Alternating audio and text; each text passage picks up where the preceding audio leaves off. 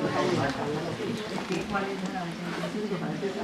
الله الرحمن الرحيم. الحمد لله رب العالمين، والصلاة والسلام على أشرف الأنبياء والمرسلين، سيدي وحبيبي ونور قلبي وقناة فؤادي أبي القاسم محمد. اللهم صل على محمد وآل محمد وعلى أهل بيته الطيبين الطاهرين المعصومين الذين ذهب الله عنهم الرجس وطهرهم تطهيرا. اللهم صل على محمد وآل محمد.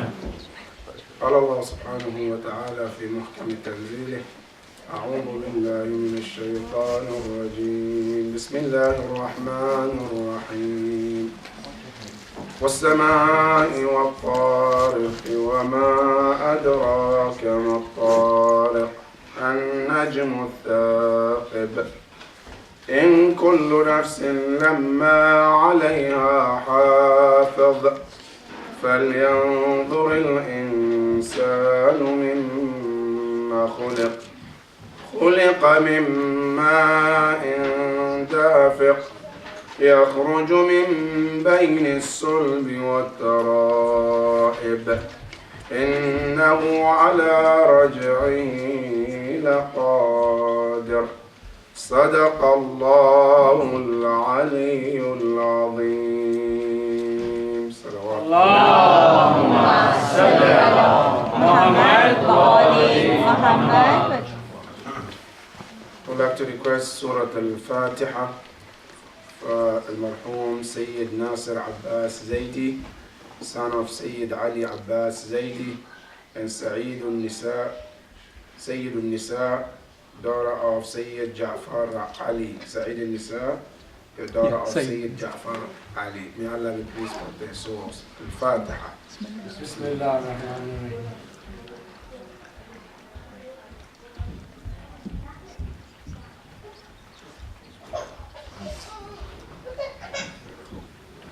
Then also another Fatiha for all your marhumin. May Allah be pleased with all of them. Bismillah ar-Rahman ar-Rahim.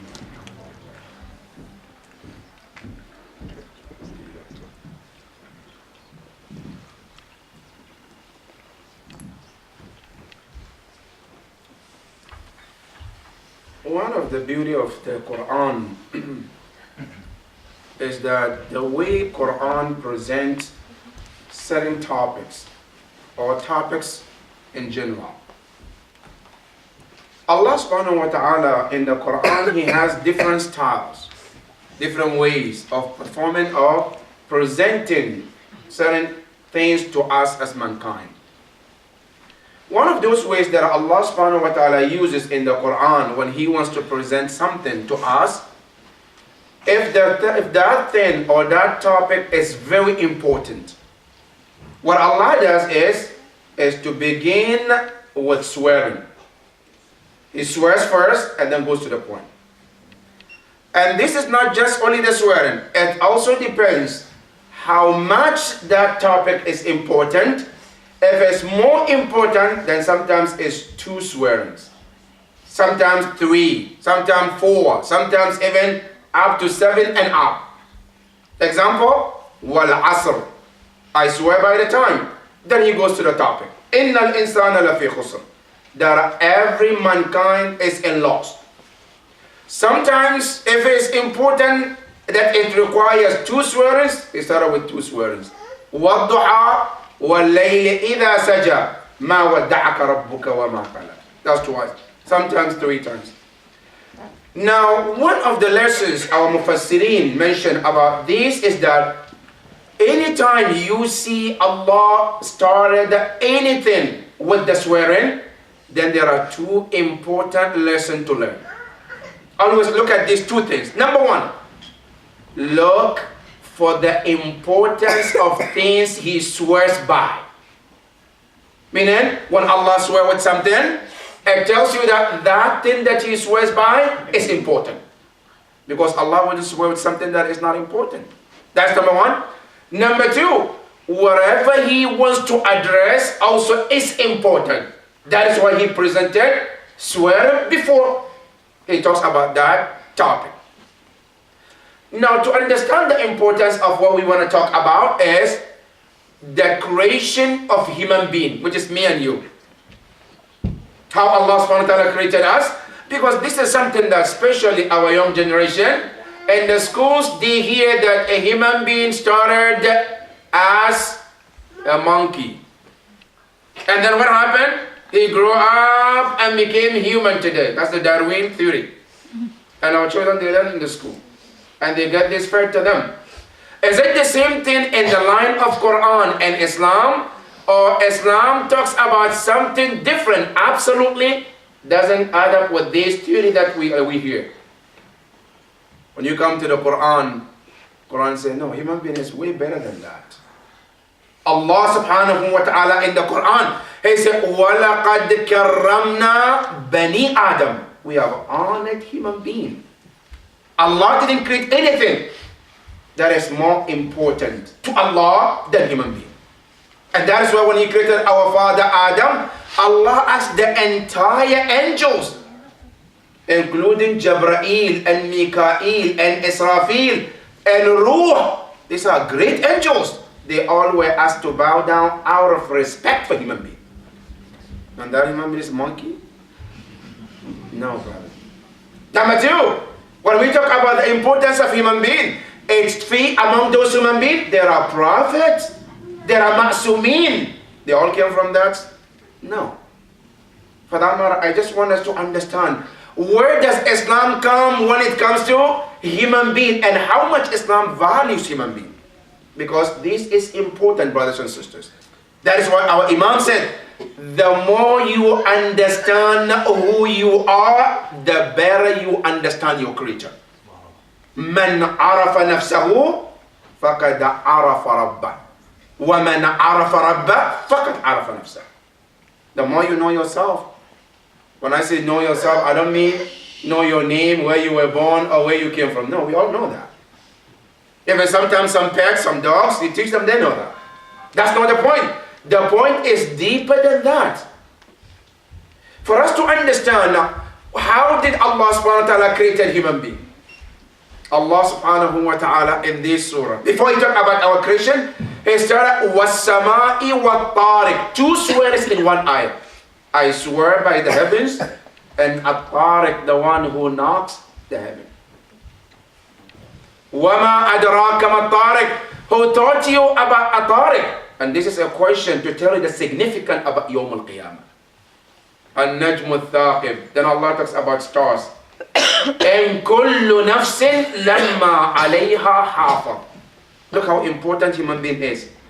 Allah said, when we created every human being, we made sure that there is a guard.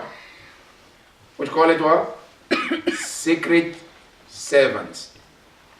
What did they do? They're guards. Allah said, we put two security angels. They are guarding you and I, but we don't see them. One of them is on the right side, is called Raqib. The other one on the left is called Atid. 24 hours. They don't have holidays. Always they are on task. When you're sleeping, they're waiting. You wake up, they everything that you do, they are recording. In kullu nafsin lamma alayha hafiz. Then Allah says, فَلْيَنْظُرُ الْإِنسَانِ. Let every human being think about how he or she was created. How did we get created? I don't want to get deep into that. How did he start it? As mentioned in Surah Noor and other surahs. When you get a chance, take a look about how miracle we are in our creation itself. How did we start?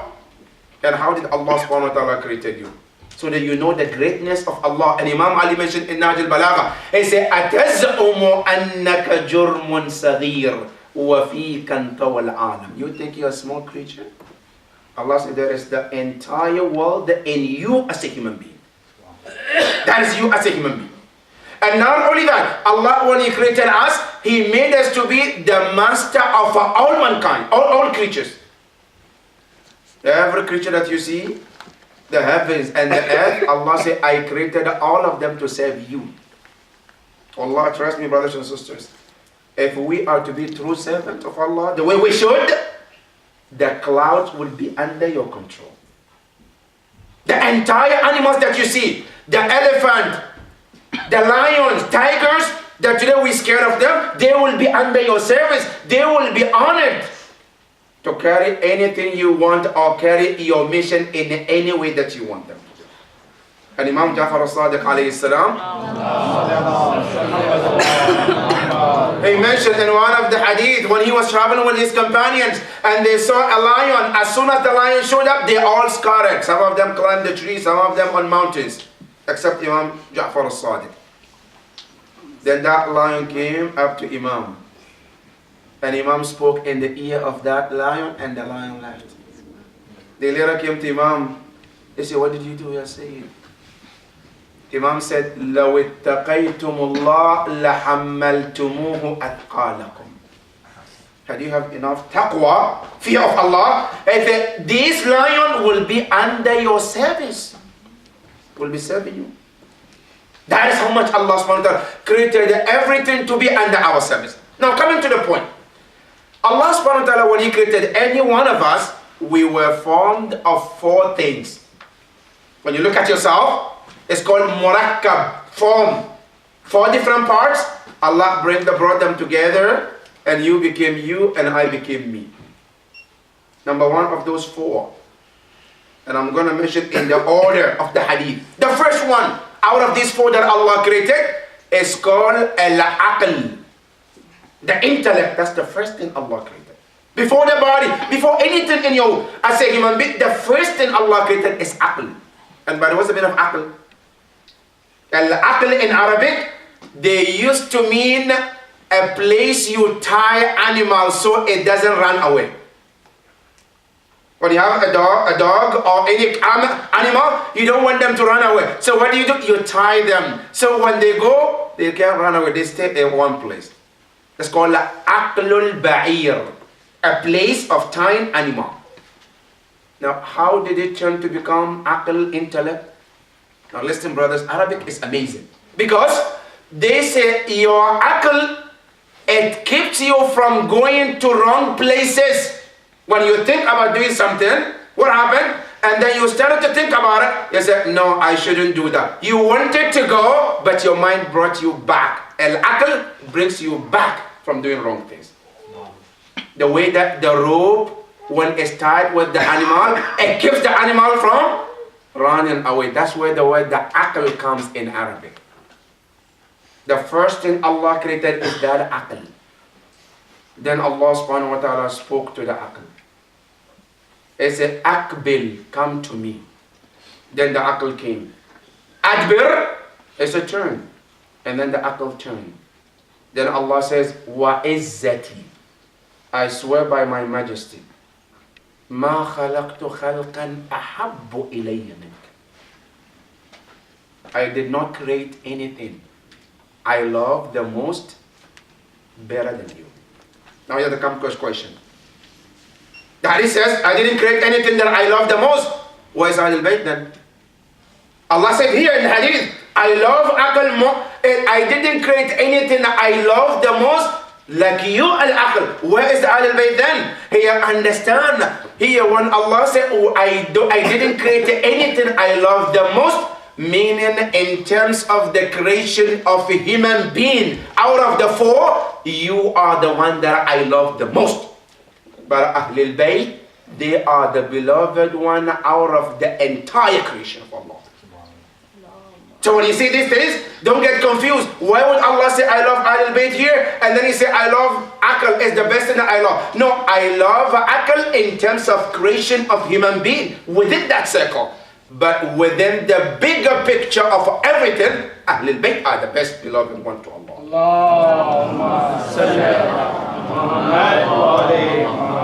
Then Allah subhanahu wa ta'ala, after He created the aql, He said, Biki uthib, my reward that I will give to my servant is going to be through you.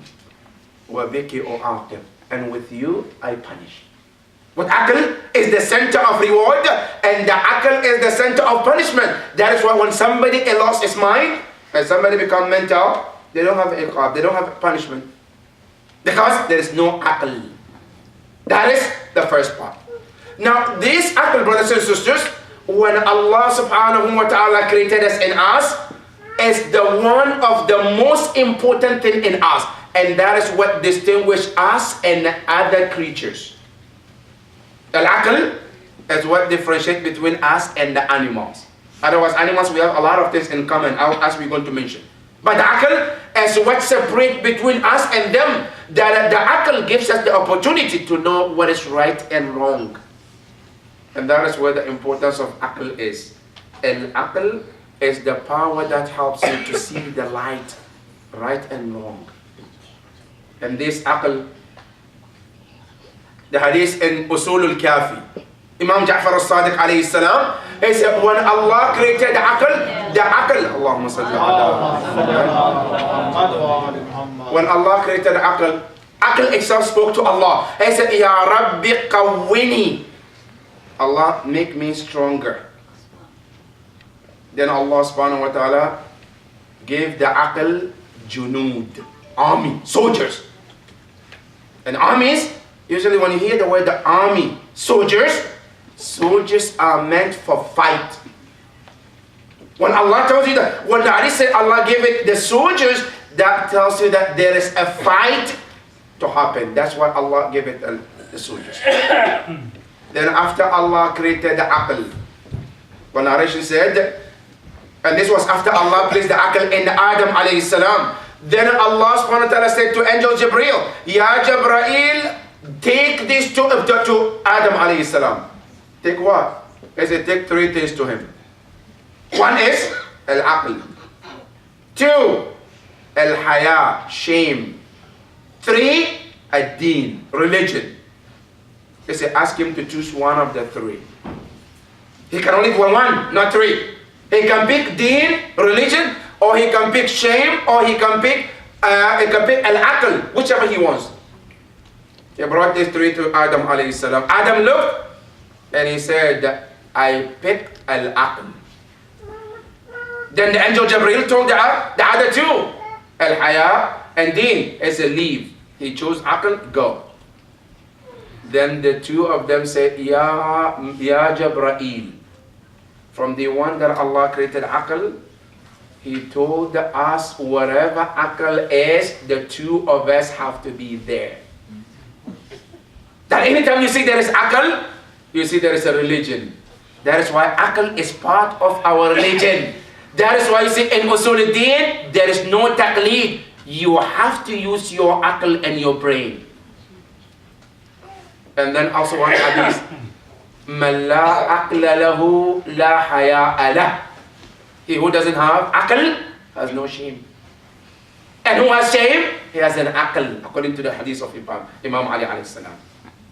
That is the first part of human being. It's called al-aql. But this is, I just gave you the definition in Arabic. Now, what is the definition of aql in terms of Ahlul Bayt view? And Usul al-Kafi also mentioned. They ask Imam alayhi salam, Ma ma'na al-aql? What is the meaning of intellect? Imam said, Al-aqlu ma ubida bihi ar-Rahman. Al-aql is what the power that Allah gave you. You use it to earn the pleasure of Allah. وَاكْتُسِبَ بِهِ الْجِنَانِ. You earn also the heavens of Allah. That is what's called al-aql. That is the first part of human being, al-aql. Number two, it's called al-nafs. What is nafs? Nafs in English, sometimes they translate it spirit. Sometimes they translate it as soul. What is the actual definition of soul in us, or a nafs? After Allah created aql, the nafs also comes in. Nafs is what? It's like a mirror Allah subhanahu wa ta'ala created in us. That every single action that you do, it doesn't matter good or bad, it reflects on that nafs. And that nafs, it has two potential. One potential is called a tazkiyah, to become pure and purified, and it has a potential of being corrupted as well. But it all depends on the action. How does it do? Number one, they said from Imam Ja'far al-Sadiq, he said, wherever you and I commit any sin, innocent, lying for example, and we fail to do istighfar, the angel which is called Al-Raqib, Al-Atid, what he does is, after he writes in his book or in his laptop, right? He writes in his iPod, he did this bad deed, then he doesn't stop there. Then he comes also on the heart, on the nafs, then he places a black dot on the heart. Now that mirror that we say, it reflects everything. Now that dark spot is there. The another sin is committed, a black dot. Every sin that we commit, the black dot goes on that nafs until the nafs becomes completely dark. And at that point, it doesn't reflect anything. And that is the point where when a person got to that point, you talk about Allah, the Prophet, Al-Quran, it becomes a joke to that person. Sometimes, when you talk about Allah, Qiyamah, he or she laughs at you. Hey, then you're crazy, you don't understand. Because the heart is completely dark and it doesn't reflect anything. That is called a nafs. And this nafs also, if it's purified with obedience to Allah, with the good deeds, it becomes absolutely pure to the point where you can see things that other people cannot see. Meaning, hidden things. Like our imams. The heart, the more clear it becomes, it's like a mirror in your bathroom. When you look at it, the clearer it becomes, the more it can see things. The dirty it becomes, the more it can show you things. The moment when you clear the heart and it's pure, you see things other people cannot see. You know, one time Imam Ali alayhi salam,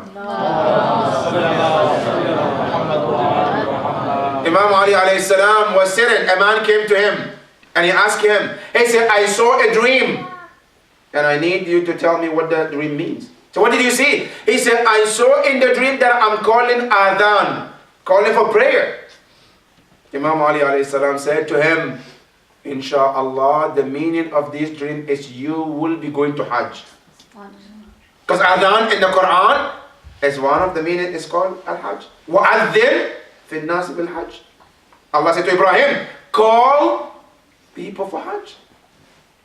After a few days, another man came. Ya Amir al-Mu'mineen, I saw a dream. What did you see? He said, I saw a dream that I'm calling adhan. Imam Ali alayhi salam said, that means you will be caught stealing. Allahu Akbar. One of the munafiqun was sitting next to Imam Ali. He said, Imam Ali, what are you talking about? What did he say? He said he saw a dream, he's calling adhan. Few days ago, somebody came and he said the same thing, you give him different answer. But this man, you give him different answer. How does it relate to each other? The same dream, but you give him two meaning. Imam Ali alayhi salam said, the problem is you don't see what I see. Had you see what I see, you will understand why the answers are different. But let me tell you what I saw. The first person who came, he said, I saw the sign of Noor in him. And I know that his adhan is the sign of Hajj.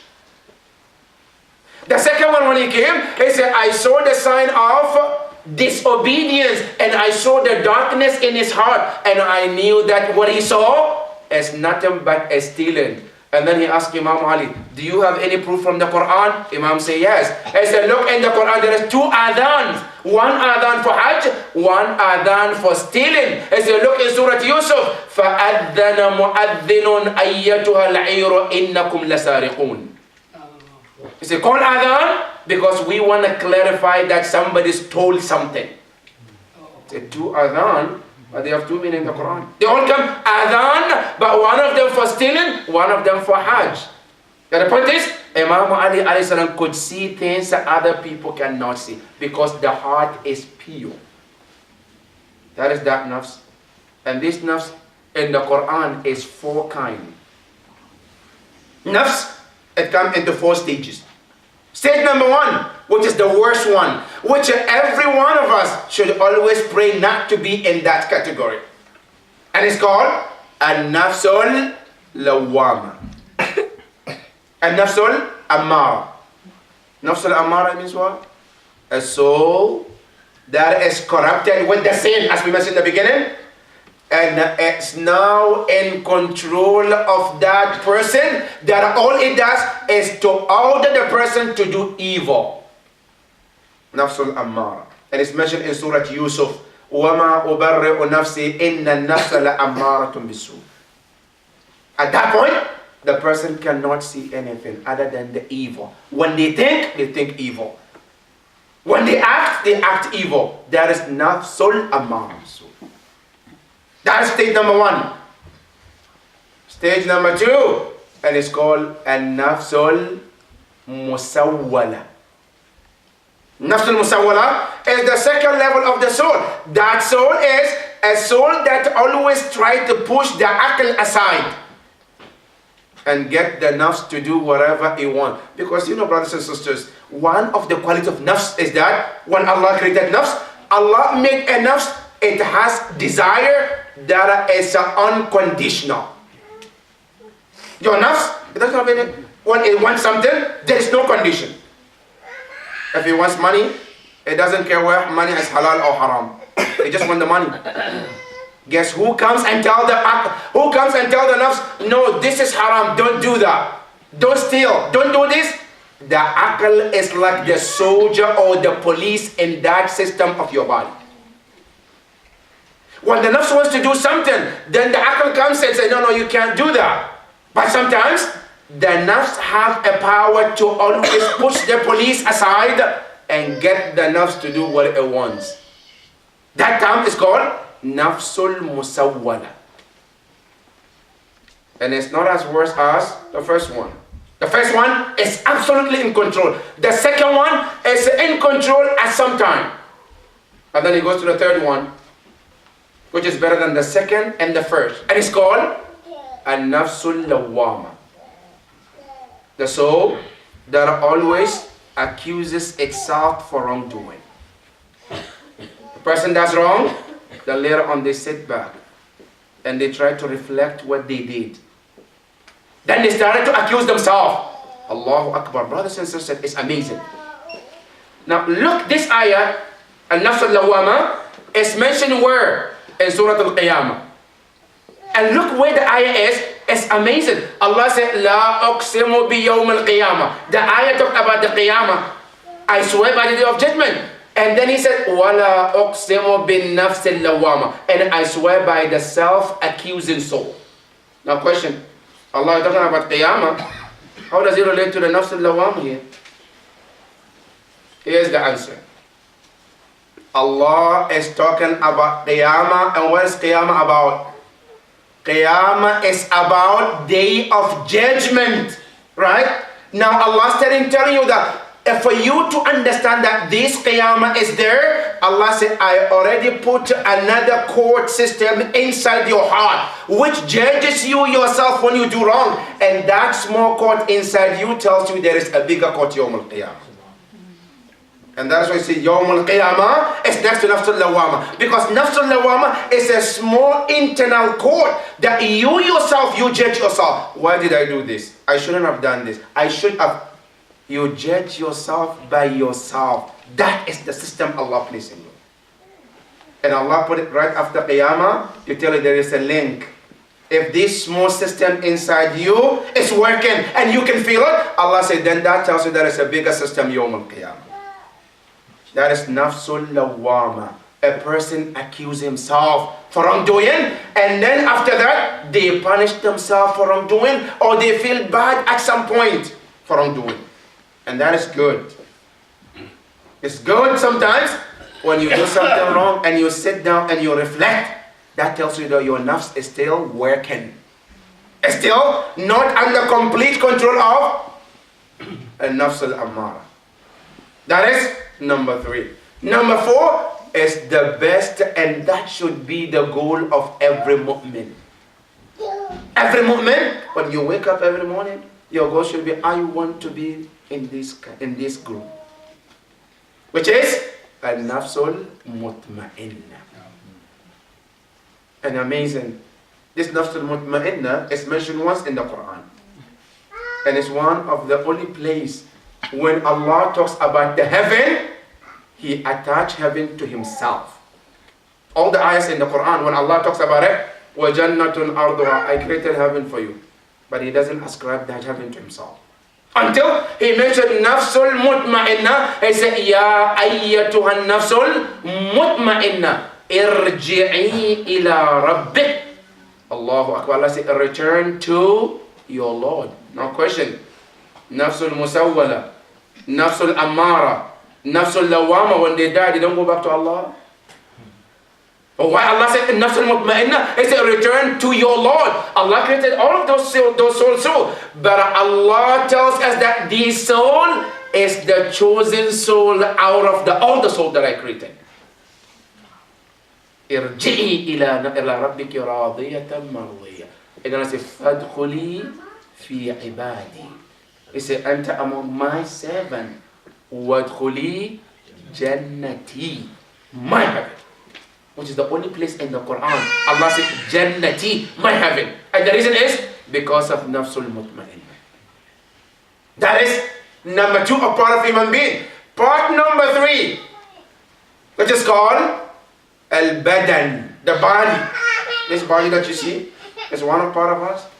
That body, Allah subhanahu wa ta'ala, how did He create this body? It started from a liquid Allah mentioned, and that liquid turned to a blood, and that blood turns to a chunk blood, and then from that chunk blood Allah said we created a bone into it, and then from that point Allah said we created it to be another form of creation that nobody knows from then on.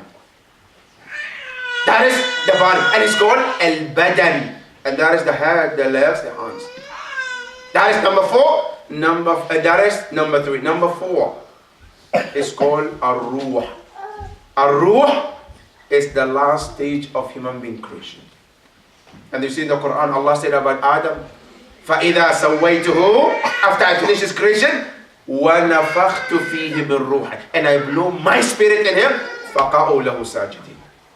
This Ruh, we don't have much information about it. And Allah mentioned about it in the Quran. يَسْأَلُونَكَ عَنُ الرُّوحِ. A lot of people came, they asked the Prophet, what is Ruh? How does it look like? How does it work? Allah said to the Prophet, يَسْأَلُونَكَ عَنُ الرُّوحِ. They're asking about Ruh. قُلِ الرُّوحُ مِنْ أَمْرِ رَبِّي. Tell them that only Allah knows what Ruh is about. Because Ruh is from Allah. But one important thing we need to do, we need to know, we think Ruh is one in every human being. But the hadith say no.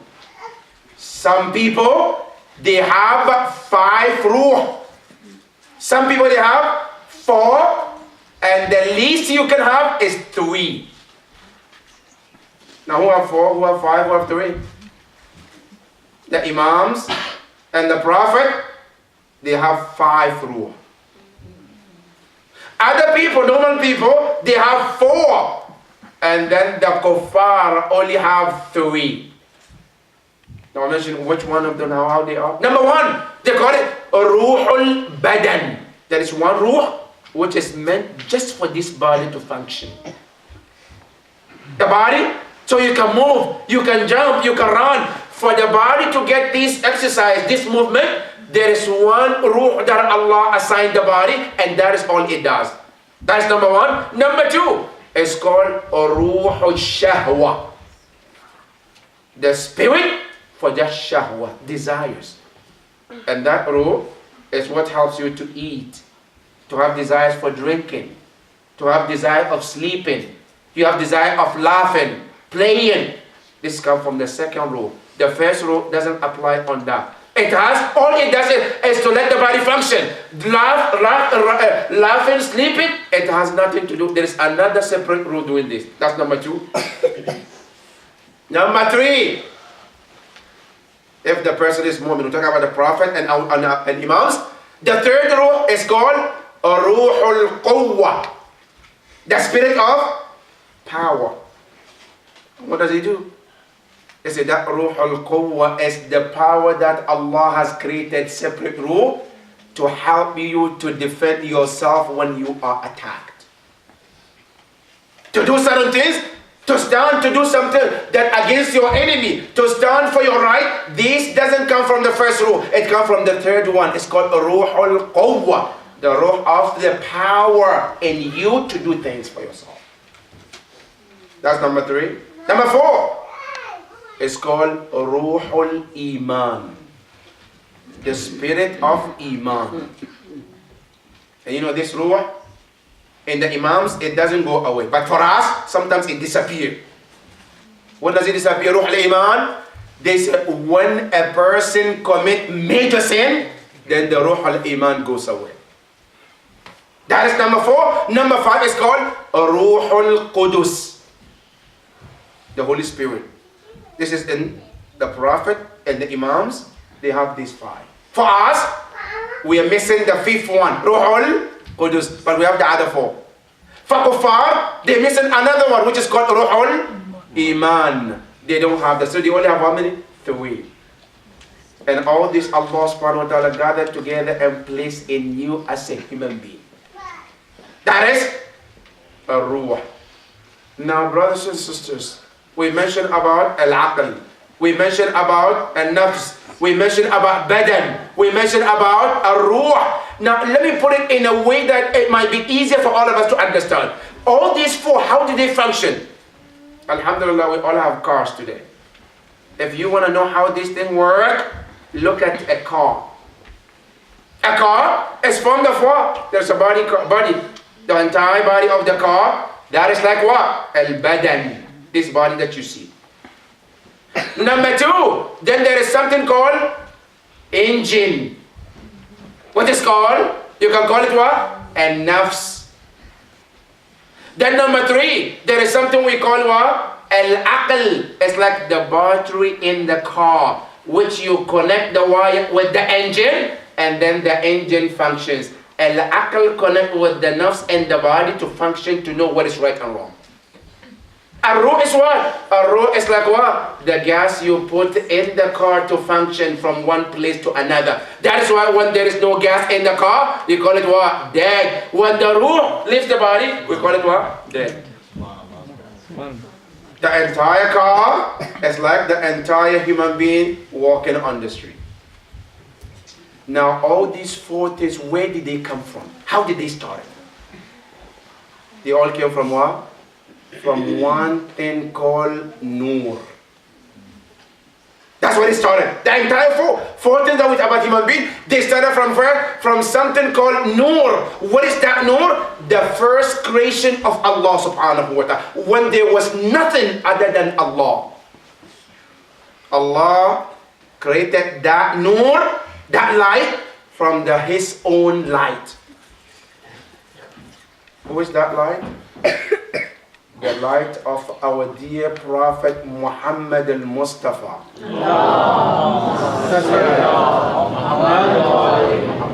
There are everything that you see today, brothers and sisters, the heaven, the earth, everything that you see today, they all were created from one light, and that light is Noor al-Mustafa, our Prophet sallallahu alaihi wasallam.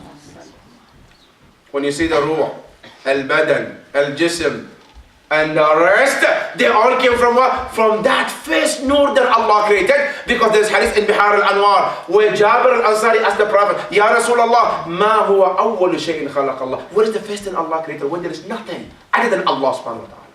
There was nothing. He said the first thing Allah created was the Noor, the light of your Prophet. Then from that light, that one light that He created, it divided into 2. Half of it became Imam Amirul Mu'mineen Salamullah alayhi. That one light, it became 2. One of them is the Prophet, the other one is what? Is Imam Ali. And that is why in the Quran Allah said, Wa anfusana wa anfusakum. Our nafs is the same. Which one? The Prophet and Imam Ali. This one nafs, one soul. Then the narration said, from that 2 light, which is one of the Prophet, one is Imam Ali, from that 2 light, Allah created whom? Allah created the Ahlul Bayt alayhim as-salam. And from these Ahlul Bayt alayhim as-salam, Allah took every one of this or every one of the Imams, some of the creation that you see, some of the heavens and the earth were created from the light of whom? From the light of Imam Ali alayhi salam. Sometimes when people hear Imam Ali brought the moon back, they're surprised. How can that be possible? The moon and the sun, they didn't existed, but the light of Imam Ali alayhi salam, they were created. Allah created every good thing from this Noor of Ahlul Bayt alayhim salam down.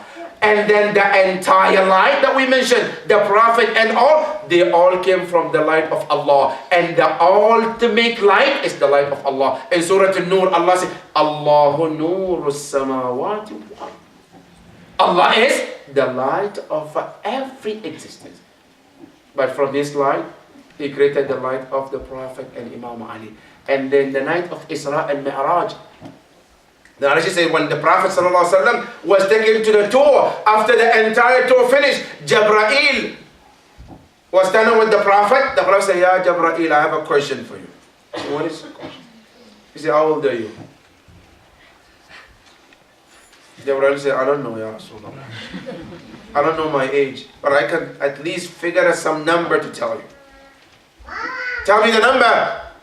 I say, Ya Rasulullah, I can't remember exact date, how old I am, but the day Allah created me, I looked and I saw one Noor was there in the heaven. And that Noor appears once every 1,000 years. It's just one time, and then it disappears. For another 1,000 years, then it comes. And 1,000 years, don't take in 1,000 of this account. No. That is the account of that wall. And that means one day in that account is what? Compared to this world, is 1,000 years in our account. Now multiply that. It's 1,000 years, it comes one time. And Jibreel said, Ya Rasulullah, I have seen that light since I was created. I've been counting and counting. It looks like that light has appeared for over 1,000 years also. Then the Prophet said, Ya Jabrail, did you ever know which light is that? I said, no. I said, that light that you're talking about? It's Rasulullah.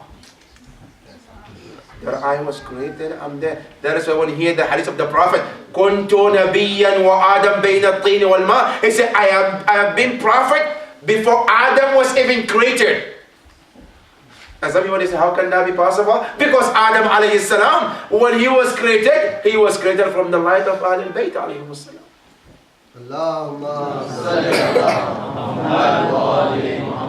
Now quickly, brothers and sisters, these all things that we mentioned, al-aql, they all have the potential of growing, and they have the potential of reducing too. Now that's one thing, take home message. How can you increase the ability of your aql? And at least they mentioned two things. Number one, the more obedience to Allah you are, the more your aql goes up. If you want aql, the aql is only in what? In obedience to Allah. That's number one. Number two, with something we don't think about it and we don't do much. Number two, your aql increases the more you read Quran. Read in Surah Al-Rum or one of the surahs, Allah said, Alif Lam Mim. Inna anzalna Qur'anan Arabiyyan la'allakum ta'qilun. We send the Quran in Arabic, maybe you might have aql. Reading Quran is one of the things that increase your aql, and it helps you to grow in terms of the aql wise. And the same thing, the more one sins, the more the aql reduces. Until sometimes it leaves the body completely. Sometimes the aql, you see a person is living, is wearing tie and suit, nice looking, but the aql is gone. And Allah mentioned them in the Quran. إِنْهُمْ إِلَّا كَالْأَنْعَامِ بَلْ هُمْ أَضَلُّ. Some people, you see them, they are human beings in the form, but Allah said they are equal to the animals. Even animals are better. Because the aql is not functioning anymore. And that is when a person started to disobey Allah.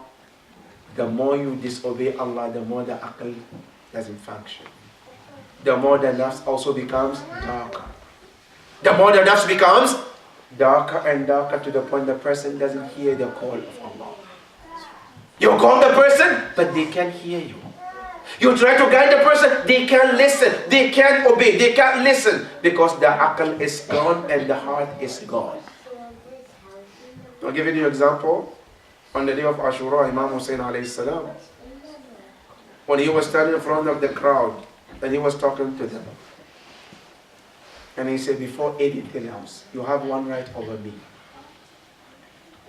Let me make sure that that right is given to you. What is the right? He said, I want to tell you and advise you about the wrongdoing. As Imam Hussein was telling them, you know what they doing? The same people who Imam Hussein was concerned about them, because the heart is covered with this, is sealed. They can't hear. Omar bin Saad said, start hitting drums. So that way we can't hear what he's saying. The heart is sealed from their own action. Imam Hussein alayhi salam, as he continued to talk to them, Imam Hussein got to the point that these people wouldn't listen. And suddenly Imam Hussein started crying. And they asked Imam Hussein, why are you crying? He said, Abdi ala unasin yadkhuluna an-nar bisababi. I'm crying for people who will end up in the hellfire because of me. Wallahi, no leader like Imam Hussein alayhi salam. Sometimes you're concerned about brothers. You're concerned about somebody you care for. Imam Hussein alayhi salam, he cared for even his own enemies. That he wants to save them. He doesn't want them to go to hellfire. Imam Hussein alayhi salam, when he saw them in that situation, he was crying. And as he continued to cry, that is when they started to shoot the arrows at Imam Hussein alayhi salam. Then Imam Hussein alayhi salam, Habib al-Mudahir wanted to retaliate. Imam Hussein said, no, don't. Until they kill one of us, then we have the right to defend ourselves. That is when Hurr ibn Yazid al-Rayahi came forward.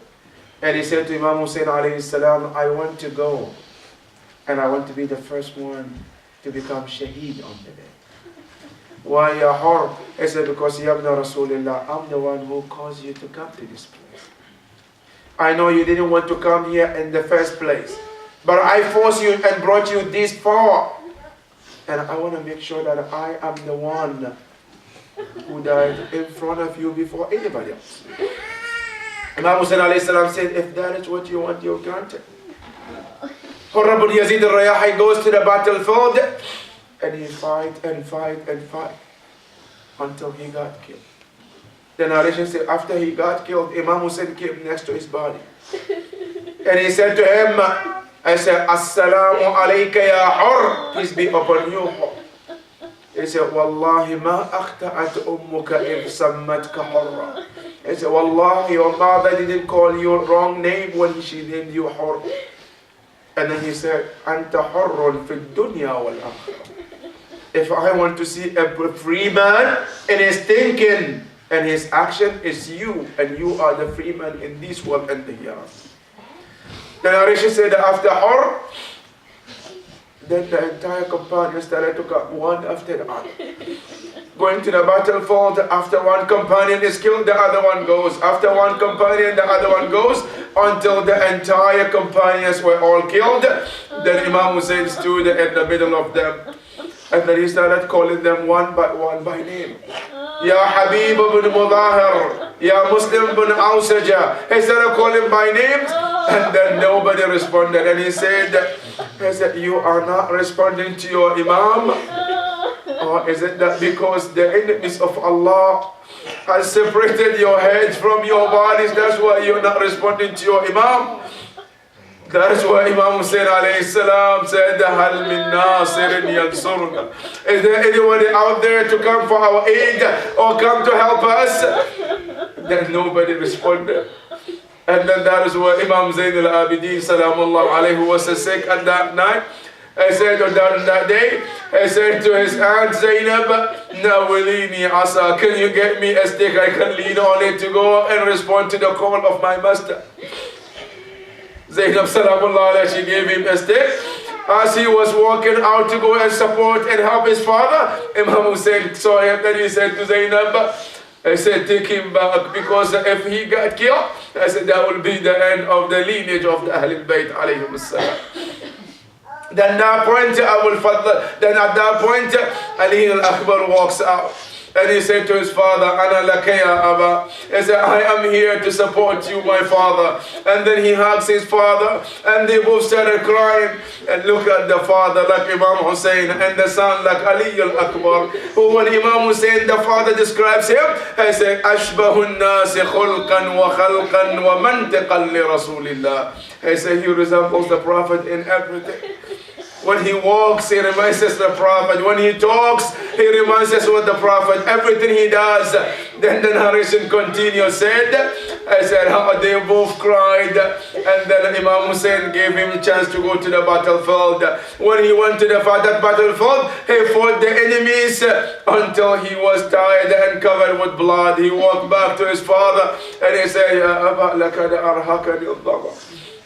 I said, I'm very tired from this thirst. Do you have any water that I can drink to gain the strength so I can go back to the battlefield?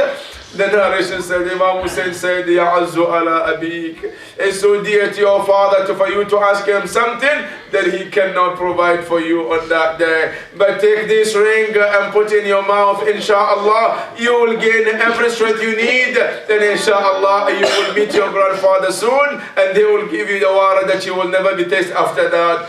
Ali al-Akbar did the same as his father told him, and then he walked to the battlefield. The narration said, as he fought those enemies, they surrounded Ali al-Akbar. And then the narration said that the arrows started coming from everywhere. And then the sword were coming from everywhere until Ali al-Akbar fell on the ground and he said, Assalamu alayka ya Abba. I said, peace be, oh my father. And then he said, Adrikni, come to my aid, come to my help. Imam Hussein rushed to him. By the time he got there, the enemy surrounded Ali al-Akbar and they were striking him from everywhere. Imam Hussein alayhi salam pushed all of them away from his son. He picked Ali al-Akbar. Then Hariji said there was still some life left in Ali al-Akbar. Ali al-Akbar, then he said to his father in a very low voice, he said, Ya abata hada jaddi Rasulullah.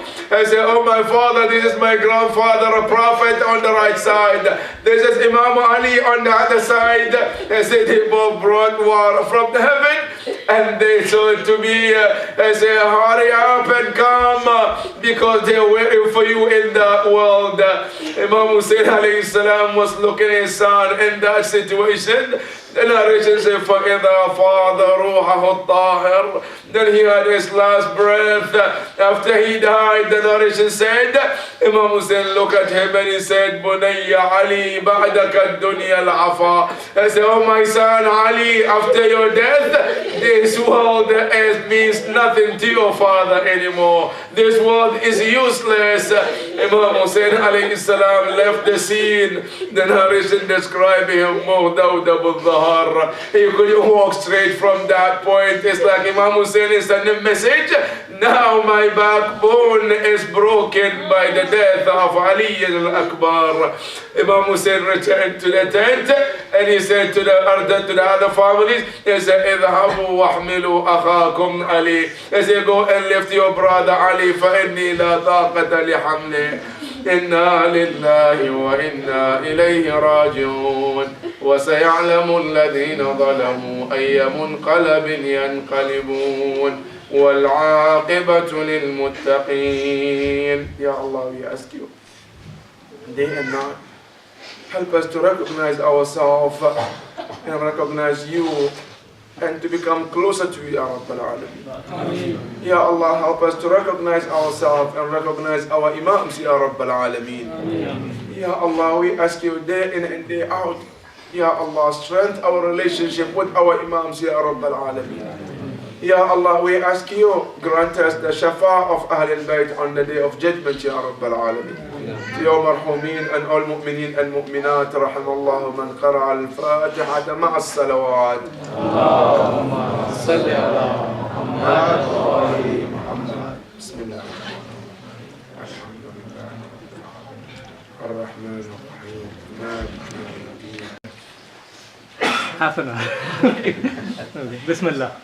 Sheikh, I have three questions. I'm not going to insist on answers on all of those. I think two of them you may defer them for some future lecture. One is a quick clarification. You said that recitation of Quran increases aql, and you recited a ayah from Quran. In that ayah, the word qira'a or tilawa is not used. So it's more than recitation. Is it or not? Yes, it's more than recitation. See, when we said Al-Quran, a book that Allah subhanahu wa ta'ala sent, Quran is to be read. But there is more important than reading. And that is to think about what you read. Then there is more than thinking about what you read. And that is to apply whatever the message of Quran that you read is about. There are three stages. You read it, but as you read it, you think about what you read. Then the third stage is you apply it. Because Quran is for application, not just to recite it. So yes, it all contains this. The other two questions are about the hadith that you recited from Baharul Anwar about Junud. The same hadith also talks about Junud al-Jahl, and it seems as if Jahl is opposite to Aql. But when we use Jahl, the opposite of Jahl seems to be ilm. So what is the relationship between aql and ilm in that context? That's question number two. And the third one is also something about the terminology. You talked about this heart when you were talking about nafs, the second thing that God created. There is a concept of this qalb or sadr in Islam, which it seems that Ahl Irfan prefer over aql. So what is that relationship between aql, which seems to be something which God likes and loved more than anything, but Ahl Irfan seems to prefer something else over aql? I don't know if we have time for this. That could be a subject for next lecture. Yeah, because Irfan. when you go to the fiqh, I prefer inshallah someday we need to talk about this to clarify, because when we say nafs, number one in the Quran, see, we use nafs means a soul. But when you go to the Quran, the word nafs is repeatedly used, but for different meaning. Sometimes the word nafs, it means the end. All these four that we mentioned, Allah means, nafs means the body, the aql, the ruh, and the body. All of them together. For example, Ya ayyuhan nas inna khalaqnakum min nafsin wahida. We created it from one nafs. Now, nafs that Allah is talking about is not meaning nafs means the spirit, the soul. No. Talk about human being in general, which is Adam alayhi salam. So the word nafs comes in different stages. Then if we talk also sometimes in the ayah in the Quran, Allah talks about the nafs meaning the soul. But that soul also is something that it has different channels and branches. One channel of there, a nafs is called al-qalb too. One channel also, it has, every one of them, they have different aspects. There is what we call al-ghadabiyya, al-shahwiyya, and all that also play their roles. They have their own branches. For us to be able to do that, inshallah, someday if we can specify, I will mention all these details so it can make, it can help to connect the dots to understand exactly what this is about. Ilm and aql. Also have a lecture, separate lecture on ilm and aql. If possible too, because the simple thing about, let me just say this, that al-aql is known as the intellect, but al-ilm is knowledge. What they say that there is a strong relationship between the two. Al-ilm, if it's there and it's not applied, then it's not called ilm. Al-ilm then is applied, means after the aql understand that this is the right thing to do, the aql have to let it to apply so they are together. That is why you see in the Quran, after Allah created Adam, the first thing he talked is about the ilm. وَعَلَّمَ آدَمَ الْأَسْمَاءَ. After he was created, the first thing, there is nothing about salah, fast, it's about ilm. And that ilm is what Allah made the Adam to be better than the angels. That Allah said, "Anbi'uhum bi asma'ihim." Allah told the angels, "Tell me the names of these things," and they couldn't. Then Allah said, "Ya Adam, tell me the names of it." When Adam was able to tell, then Allah says that now he has the upper hand because of the ilm. So ilm and the aql, they also go together, and they have some connection there, inshallah. Sometimes we talk about that in details. Yes. So out of these 4 things that you mentioned, do all of them die, or I mean, some of them live before or after the person, and some die with the person? Right. It's a good question. That all these 4 that we mentioned, do they die? Do they stay? What happened to all of them? One of them does never change. It doesn't grow. It doesn't die. It doesn't change whatsoever from the one. And that is Ruh. The other 3, Al-Aql, it changes. Sometimes it goes higher. Sometimes it comes down. Sometimes it's not even there. That is Al-Aql. Number 2, Nafs also goes through changes. And Allah mentions Surah Al-Shams, قَدْ أَفْلَحَ مَنْ زَكَّاهَا وَقَدْ خَابَ مَنْ دَسَّاهَا. Sometimes it might be purified, and sometimes it might not be. Sometimes it might be purified and then it goes down. Sometimes it goes up and down. Sometimes it stays there and it keeps going. Sometimes it's going down and it keeps going down till the person dies. That is the Nafs. And then the 3rd one, which is Badan, which is absolutely is the mother of changes. From the one we were born, we were this tiny, right? Now we grow, and then from no beard to become, there is a beard. From beard is black, it becomes white. From when we were created, we were weak, we can't do anything, till we started to do things for ourselves. Then that power fades, that we can't do anything. Somebody have to help us when we become old. So the only one doesn't change whatsoever is the Ruh. And that is why our ulama in philosophy, they said that when a person says me, it's not referring to the body, it's referring to the Ruh. Because me, when you were born with 2 years, it's not the same thing when you have 4 years. That body of 2 years is not the same, but you still call yourself me. But that me is not the same body. It's about Ruh, which doesn't change. Yes. The ayat that you mentioned for the mutmain, right? Yes. That particular ayat is in reference to Imam Hussain alayhi salam, or his shahada. Right?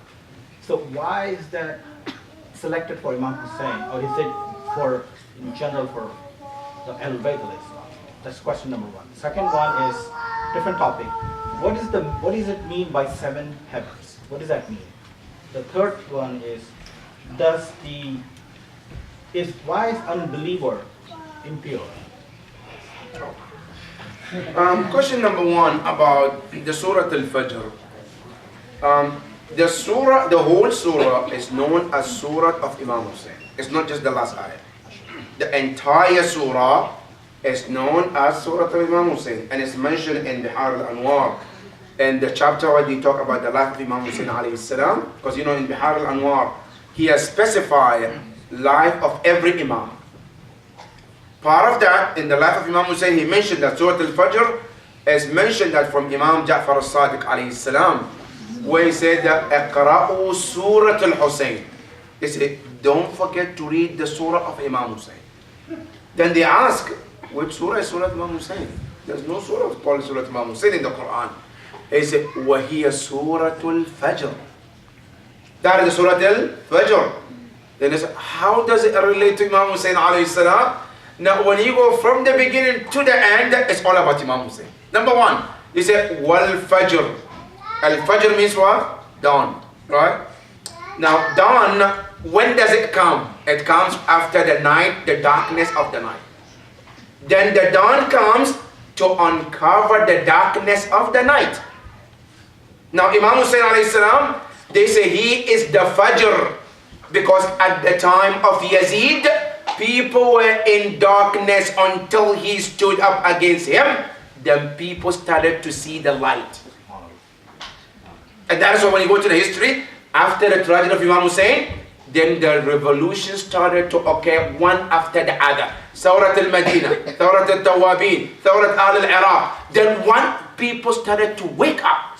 They started to see the light when years and years they were into darkness. That's where the Fajr comes in. وَلَيَالٍ عَشْرٍ, and the 10 nights. How many days we commemorate the Shahada of Imam Hussein? 10 nights. Ashura, with 10 nights. Allah says, وَلَيَالٍ عَشْرٍ, and I swear by the 10 nights. Which are the nights? The night of Imam Hussein. Now you go to the until you come to down, they all refer to Imam Hussein in every aspect. And the best tafsir is called Tafsir Noor al-Thaqalain. Tafsir Noor al-Thaqalain is a tafsir. There is nothing but the hadith of Ahlul Bayt alayhi salam. Every ayah when he talks about, he has to quote from the Imam. If there is no hadith of Imam, he doesn't say anything.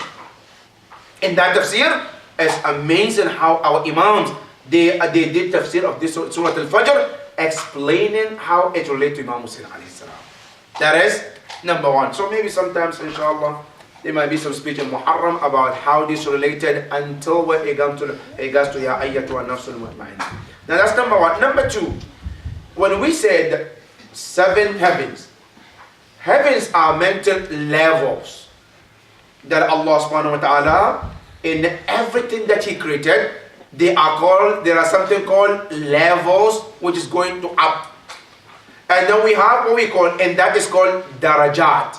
Darajat means levels that takes you higher to Allah. Then also there is an opposite, the level that takes you down. And it's called darakat. If you say darakat, meaning you're talking about down. And there's also 7 levels too. Right? When we say wal aradina as-sab'a. And then we have also 7 levels of heaven, which is the higher level that Allah created. That there is 1 level, there is a level up to 7 levels. So when you say the 7 heavens, we're talking about the levels that Allah subhanahu wa ta'ala created. That takes one to Allah subhanahu wa ta'ala. That is number 2. And number 3 is? Why are Impure. impure? Impure. The kafir is impure. Number 1, we have to distinguish. Which kafir are we talking about? If we're talking about Ahlul Kitab, like Christian and Jews, they are not impure. They are pure. We are not considering them impure. They are pure. Ahlul Kitab, they are fine. You play soccer with them, their sweat touches you, it's fine. You don't have to go and take a shower. No, they're fine. What they say is impure is al-mushrik. Al-mushrik is a person who believes in the existence of God and then they believe in another God other than Allah subhanahu wa ta'ala. Now they say the reason why they are mushrik because just this belief, it pollutes the person internally. The person, it pollutes inside. So that pollution inside, also it doesn't stop inside, it affects the body because human being is 2 parts. 1 part is internally and the outside. So if the inside is bad, then it affects the outside, which makes the sweat of the person becomes najis. When the person touches something is wet, when you touch it, it becomes najis as well. So lack of believing in Allah makes the person become impure. Yes. Yes, You said that a person can have 3, 4, or 5 ruh. And is it only exclusive for imams and prophets to have 5 ruh, or can a really righteous person also have 5? It's a good question, yes. The Rooh al-Qudus, which is the 5th one, is mainly, see, in Islam, there is nothing called closed door. Allah opened the doors for everybody. There's no discrimination that, okay, you have to be this to have this. You can't have it because you're not this. No. The door is open. The more a person strives to Allah subhanahu wa ta'ala, they can get to that reward. If a mu'min strives very hard, you can get to that one. In Islam, we don't have something that, oh, this is for these people and those people cannot have it. No. If you try harder, you can get it. Salman al-Farisi is one of the examples. The Prophet says, Salmanun minna ahlul bayt. Salman, with his striving, hard work, he is able to get not to that level of mu'min, muttaqi. No, to get to the Prophet to say he is ahlul bayt. When there are some people who are next to the Prophet, his wives, like Salama, the rest of them, innaki ala khair, you can be part of us. You are not Ahlul Bayt. You're a good woman, but you're not Ahlul Bayt. Salman, who came from where? From Persian. Doesn't speak Arabic. Nothing to do with the Arabs, but because of his iman and hard work, he was able to earn the title of Ahlul Bayt. So in Islam, it's open. If you strive harder, you can get to Rooh and Noor. Yes. The Rooh, in scientific research, they say, and I was talking to you this morning also, so they say that the first life was created about 4 billion years ago. Right. And since then, life has not been created. It has been reproduced. Right. So from those first cells, we have reproduced Many up cells. till now. And if a cell dies, you cannot bring it back to life. So is that what Rooh was, that was put in to the first cell, which then is sort of communicated through all of us? I mean, based on our scientific observation so far. I have a similar question. So Yeah, you can combine. Because again, in religious literature, it seems that sometimes Rooh and Badan are taken as two opposites to each other. Some people even say that if you want your Rooh to be stronger, try to be weak. Eat less and all those kind of things. And sometimes people who are dying, I've seen some sheikhs who saying, and they started seeing things and saying things which others couldn't understand. And they said his Rooh is so strong at this point that now he can see all those things that this cage that human body won't allow you to do. So again, ask same question. What is the relationship between this physical being and the Rooh? Are they really opposite or not? Ruh and the Badan, when you go to the tafsir, they said that the Badan is this body, and this body is completely being under the control of Ruh. That Ruh is like something that Allah placed in human being, in the body, that allows the body to do things. Sometimes they separate, sometimes they get together, and from the one when Allah created the Ruh before the Badan, Ruh was there because it's from Allah subhanahu wa ta'ala. That's why it doesn't die, it doesn't shrink, nothing happens to it. But the others they do.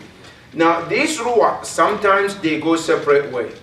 Sometimes they come together. Like for example, when we sleep, the Ruh leaves the body. The Ruh, it leaves the body, but this is what it does, it leaves its shadow on the body, if the person is still alive. So when we sleeping, if the person is still breathing, but the Ruh itself is gone. That's why sometimes they say, you see, the person sees dreams somewhere. I went to Japan, I went to Canada, then I saw these cars and we ate, we did it. Yeah, the Ruh is gone. The Ruh can go to different places, and you go to Surah Al-Zumar, Allah mentioned that. Allah subhanahu wa ta'ala says, Inna Allah yatawaffa al-anfusa hina mawtiha.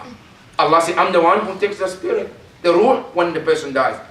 Wallati lam tamut fi manami. And I take the Ruh too, even those who are sleeping. It says, فَيُمْسِكُ الَّتِي قَضَى عَلَيْهَا الْمَوْتِ. He said, the one that are really dead, Allah said, it stays with us. What those who are sleeping, until somebody comes and says, hey, salam alaikum, Islam, or your alarm started going off, then the Ruh, guess what? Immediately, because that Ruh, it doesn't have any boundaries. That Ruh is as faster as more than you can think of. It doesn't matter, it can be in Japan, but in less than a second, it can be whatever the body is, to unite with them. So then Allah SWT return it back, and then the person wakes up, and then he eats and does things. So they are not opposite. Sometimes they are together, sometimes they separate for one reason or another, but they are not opposite. Yes. I have two questions. The first one is about Nafs al-Alam.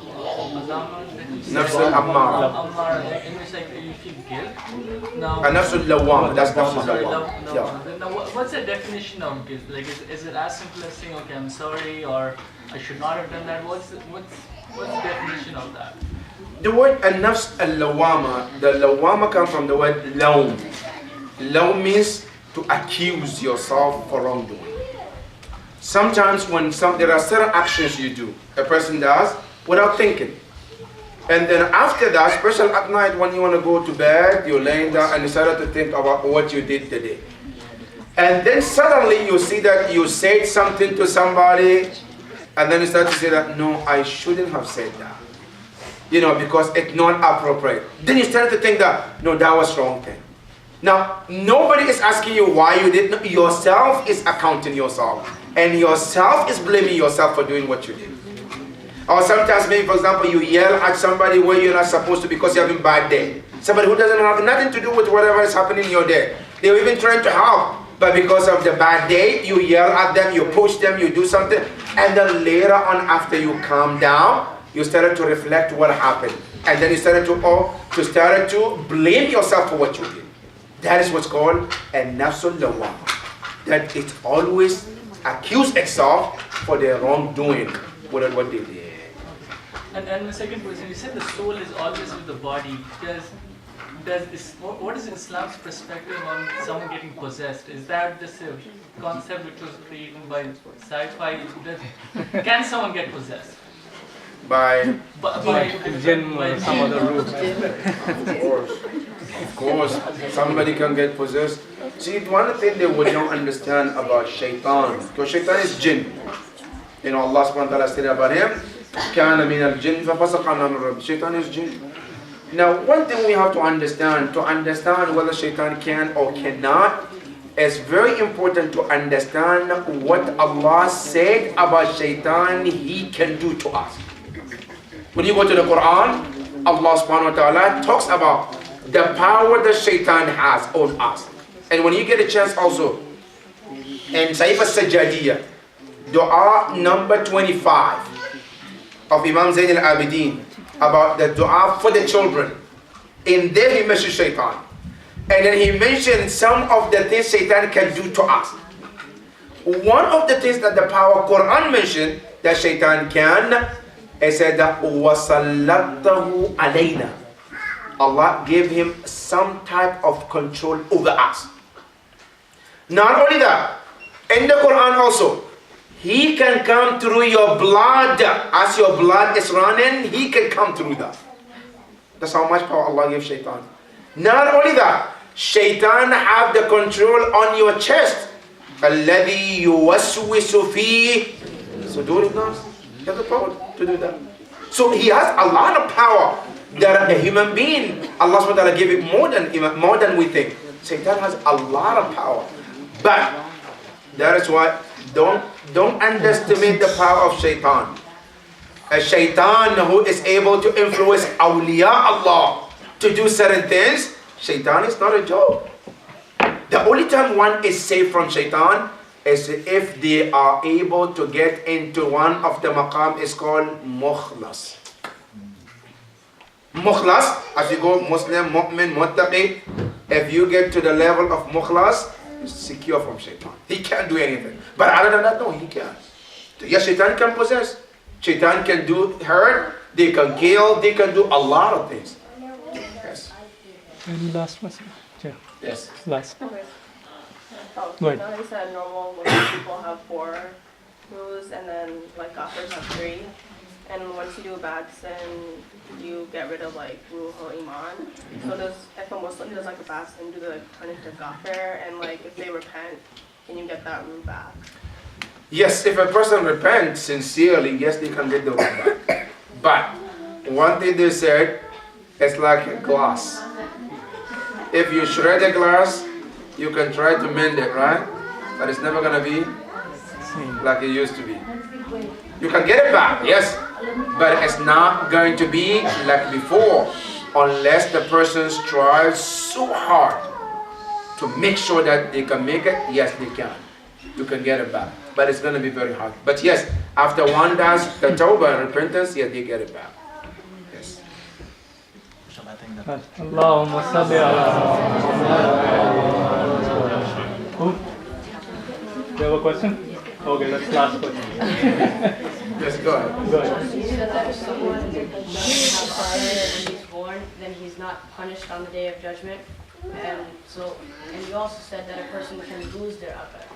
So if a person loses their akal, will they then be punished on the day of judgment? Yeah, I don't know if everybody understand the question. That we say that if a person does not have aql, because the aql is the center where Allah used to reward or punish. That is why the animals, they don't have heaven and hell. Yawm al-Qiyamah animals, Allah subhanahu wa ta'ala have some type of system of their judgment, and then that's it. After that, they all will be turned into dust because they don't have aql. Now for us, if a person is born and they don't have aql, like for example, they were born mental, or maybe they have the aql, but at some point they lost it for one reason or another. Now that person, Yawm al-Qiyamah, they are not going to be punished from the time the aql is gone. But whatever they did before the aql gone, they are responsible for that. They will be judged on that.